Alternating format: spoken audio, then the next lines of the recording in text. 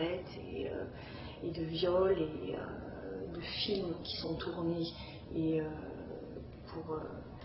qui sont ensuite revendus à des sommes terribles à des gens qui s'échangent sous le manteau. Voilà ce qui se passe à ce genre de soirée. Et tous ces gens d'influence se retrouvent au nom d'une philosophie qui viserait à dépasser les limites humaines. Dans quel intérêt? Dans quel but? Écoutez, je crois que la psychologie de ce genre de gens est très difficile à percer, mais je pense qu'une très grande perversité morale et une perversion, une grande corruption intérieure anime les gens de pouvoir qui sont dans ce groupe.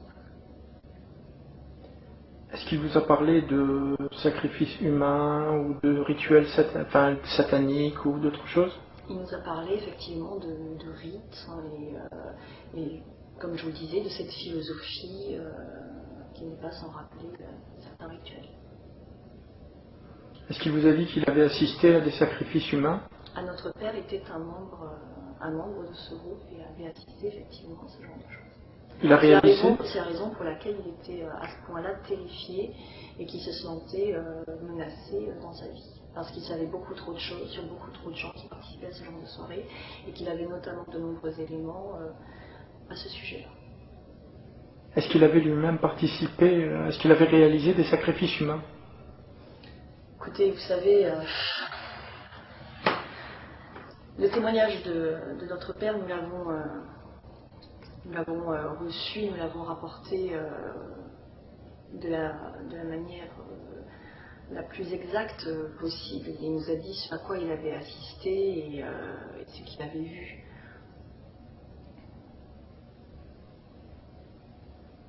Qu'est-ce qu'il a vu?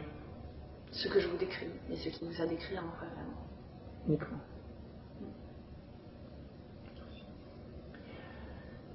Est-ce qu'il y a d'autres choses que tu aimerais dire?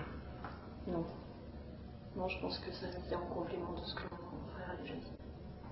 Qu'est-ce que tu attends des gens en général, des autorités, si jamais il y a des... C'est la vérité, tout simplement.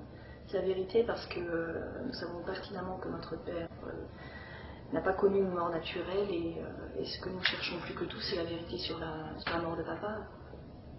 Elle nous est due. Il y a déjà sur le moment, lorsque notre père nous a révélé tout ça, je l'ai perçu très durement. Ça c'est évident.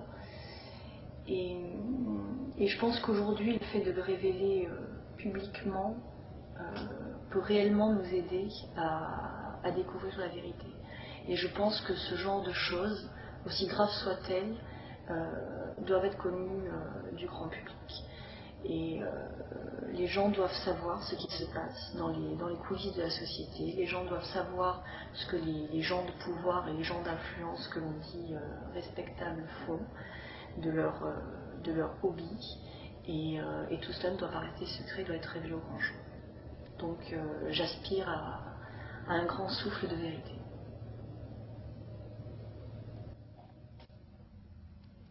À vrai dire, cette affaire, ce magma m'anime des sentiments les plus divers.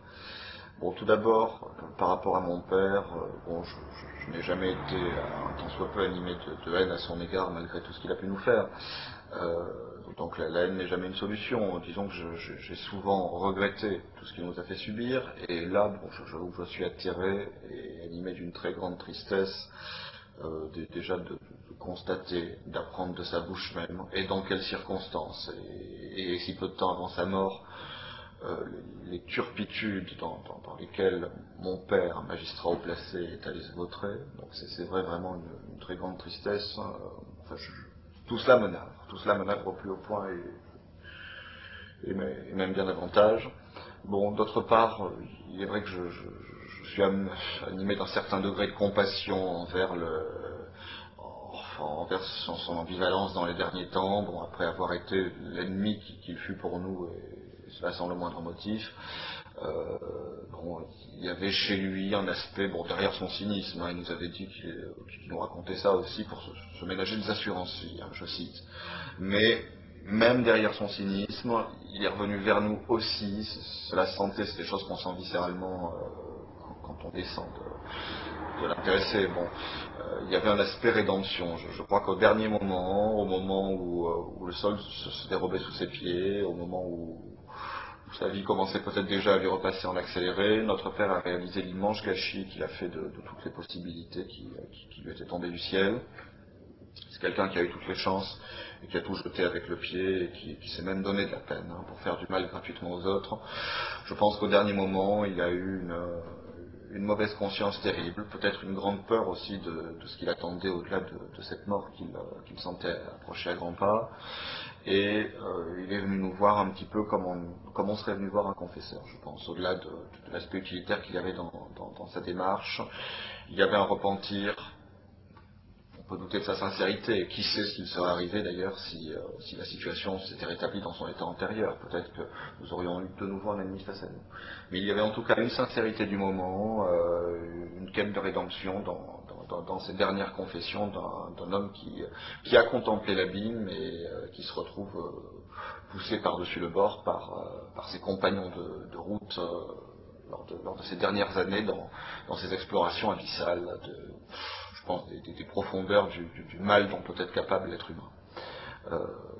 Je pense que ces gens-là, si vous voulez, très imbus de leur pouvoir, finissent par se prendre pour des demi-dieux et plus du tout pour des humains, pour des gens qui n'ont plus à respecter aucune règle, et qui n'ont plus qu'à explorer l'étendue de leur pouvoir et des turpitudes et des abus qu'ils peuvent se permettre, comme s'il y avait une espèce de course vers le pire, de record à battre en la matière. Il semble que notre père était bien placé dans cette course. Bon, et puis d'autre part, d'un point de vue plus général, ça, il s'agit des sentiments finalement personnels, de regret face à tout ce gâchis, à notre sujet. Je pense aux victimes, bien entendu. Enfin, à ce système de mort, à cette expression d'un véritable système de mort dont notre père était partie intégrante.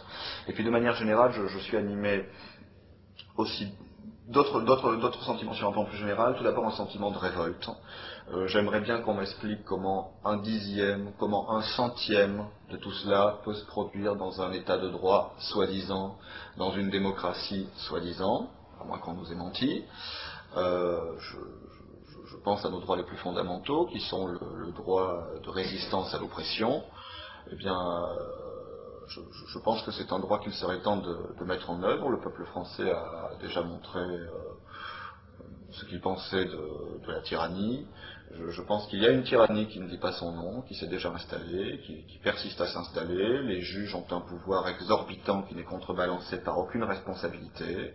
Comme tout citoyen, les juges doivent être responsables, au civil comme au pénal, de leurs actes, de leurs erreurs, doivent payer avec leurs biens personnels, les victimes ne sont pas indemnisées avec nos impôts. Les juges sont des gens qui jouent avec nos vies. Le juge Burgot a brisé la vie de 13 personnes à Outreau, que strictement rien accusé, cautionné par la Chambre de l'instruction, cautionné par le restant du système. Comment se fait-il qu'un juge peut, simplement le plus discrétionnairement du monde, décider que 13 personnes doivent passer 3 ans en prison alors qu'elles n'ont pas été condamnées par un tribunal, et puis le tout sera ensuite financé à 100 000 € chacun par nos impôts, et le dit juge, le juge Burgot, sera récompensé pour l'ensemble de son œuvre par une promotion au parquet antiterroriste de Paris, où il pourra causer encore bien davantage de dégâts. Donc il y a des déséquilibres flagrants dans le système. Je pense que le système n'est pas réformable et qu'il est temps que le peuple qui avait confié le pouvoir judiciaire est un pouvoir qui n'appartient qu'au peuple. Ce pouvoir a été confié aux juges pour servir. Ils l'ont détourné en moyen de domination mobilisé pour la servir. Il est temps que le peuple se mène à nouveau de ses propres affaires, qu'il a trop longtemps déléguées aux mauvaises personnes. Et donc j'ai un sentiment de révolte qui me donne envie de rappeler à tous ceux qui pourront regarder cette bande notre droit constitutionnel à tous, et même notre devoir citoyen de résistance à l'oppression lorsqu'elle se manifeste. Je pense qu'il n'y a plus grand monde qui ait le moindre doute à ce sujet-là. Donc attendons-nous. Et puis bon, au-delà de ce sentiment de révolte, pour terminer sur une note plus positive, je suis animé par un immense espoir.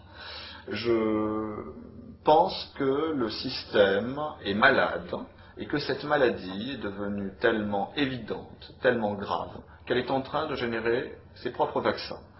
Je pense que les gens comme nous sont plus nombreux que ce qu'ils croient. Certains se reconnaîtront peut-être en m'écoutant. Et je crois que les problèmes ont fortement tendance, lorsqu'ils deviennent trop graves, à générer leurs propres solutions. Cela fait beaucoup trop longtemps que le vase déborde. Et je pense que cette affaire est l'occasion idéale, en dévoilant enfin des choses pour lesquelles on n'aura épargné aucun effort pour les dissimuler au peuple. Je pense que la vérité va enfin apparaître en pleine lumière, et que la vérité nous rendra libres. Ce que je crois, c'est que notre société est devenue un théâtre d'ombre, est devenue le lieu d'une imposture.